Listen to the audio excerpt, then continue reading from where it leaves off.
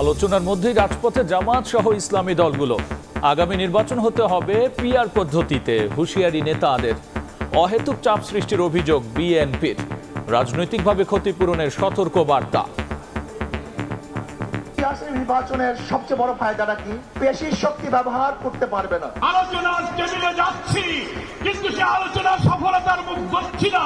মনে হয় কোন চাপের মধ্যে পড়ে সরকার একটি সমান্তরের ফাঁকির দিকে যাচ্ছে। আলোচনা চলা অবস্থায় এই ধরনের কর্মসূচির অর্থই হচ্ছে যে একটা অহেতুক একটা চাপ সৃষ্টি করা, যেটা আমি মনে করি যে গণতন্ত্রের জন্য শুভ নয়। কেউ যদি অস্থিতিশীল করতে চায় তাদেরকে রাজনৈতিকভাবে এটার জন্য ক্ষতিপূরণ দিতে হবে। ঐকমত্য কমিশনের আলোচনায় দলগুলোর মধ্যে সমঝোতার আশা প্রেস সচিবের। আমরা আশাবাদী যে কনসেনসাস কমিশনের সাথে পলিটিক্যাল পার্টির যে আলোচনা, সে আলোচনাই একটা সবকিছুর শান্তিপূর্ণ সমাধান দিবে। দেখছিলেন প্রধান শিরোনাম। সন্ধ্যার সময় সঙ্গে আছে আমি গোলাম রাব্বি। এবার অন্যান্য শীর্ষ সংবাদ। চলতি মাসে ইসির হাতে পৌঁছাবে নির্বাচনী সরঞ্জাম।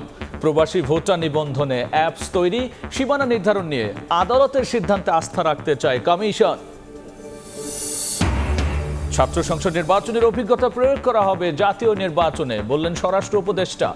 রাকসু চাকসুতে ডিজিটাল পদ্ধতিতে ভোট গণনার পরিকল্পনা। জুলাই হত্যাযজ্ঞের দায়ে শেখ হাসিনা কামালের কঠোর শাস্তি দাবি নাহিদ ইসলামের। ট্রাইব্যুনালে দ্বিতীয় দিনের সাক্ষ্য। গুম খুনে জড়িত অনেকে গ্রেফতার না হওয়ায় ক্ষোভ।